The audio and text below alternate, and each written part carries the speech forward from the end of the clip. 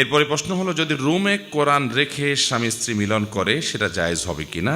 দাঁড়ান, আজকের ভিডিওটিতে আমরা জানবো যে ঘরের মধ্যে কোরআন থাকলে স্ত্রীর সহবাস করা যাবে কি যাবে না। আমাদের অনেকেরই অজানা একটি প্রশ্ন। তো আমরা প্রশ্নের উত্তরটি জেনে আসব শেখ আহমদুল্লাহ কাছ থেকে।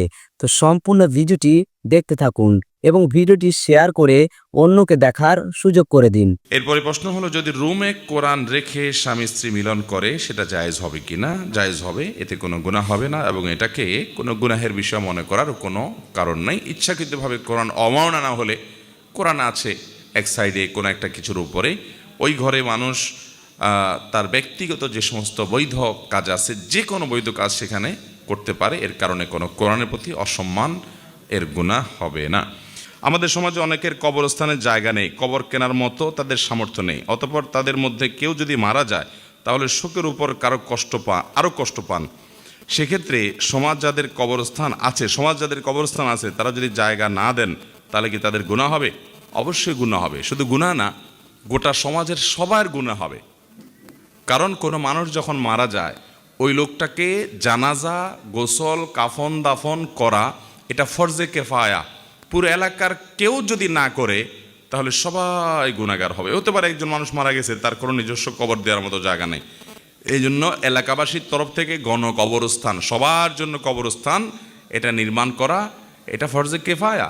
এটা যদি না থাকে এবং গরিবের কবর দেওয়ার মতো ব্যবস্থা না থাকে বা কেউ না দেয় কবর, তাহলে গুনাহগার হবে পুরো এলাকাবাসী। হ্যাঁ, কেউ একজন সবার পক্ষ থেকে দিয়ে দিছে, তাহলে সবাই গুনাহমুক্ত হয়ে যাবে, দায়মুক্ত হয়ে যাবে। এই জন্য কবরস্থানের উদ্যোগ মসজিদ যেরকম পুরো এলাকাবাসীর তরফ থেকে হওয়া উচিত, কবরস্থানের উদ্যোগও পুরো এলাকাবাসী থেকে হওয়া। অনেক এলাকাতে ঈদগাহ আছে, কবরস্থান নাই। ভাই, ঈদগার গুরুত্ব এত নাই, কবরস্থানের গুরুত্ব যত আছে। ঈদের নামাজ তো যা অন্য কারোর জায়গা, দাঁড় করা জায়গাতে পড়লে হয়ে যাবে, কবরস্থান তো সেটা না।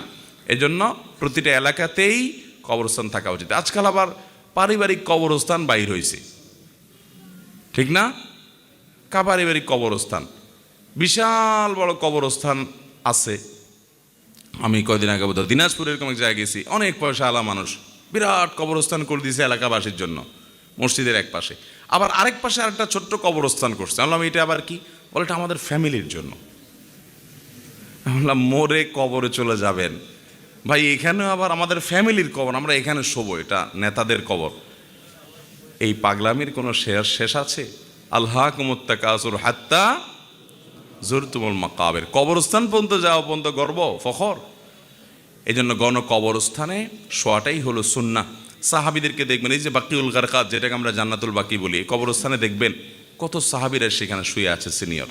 সেখানে আমরা সাধারণ মানুষ মারা গেলেও কবর পাচ্ছে, সাহাবীরা সেখানে শুয়ে আছে। তাদের কোনো অহংকার না যে আমাকে আলাদা দিতে হবে। হ্যাঁ, নবী রাসূলদের কবরের ব্যাপার ভিন্ন, এবং তাদের সাথে অন্য যাদের কবর অনুমোদিত করা হয়েছে তাদের এক্সেপশন। কিন্তু সাধারণ মানুষ গণ কবরস্থানের ব্যবস্থা করবে, এলাকাবাসী সবাই মিলে কবরস্থানের উদ্যোগ গ্রহণ করবেন, না হলে সবাই গুনাহগার হবেন।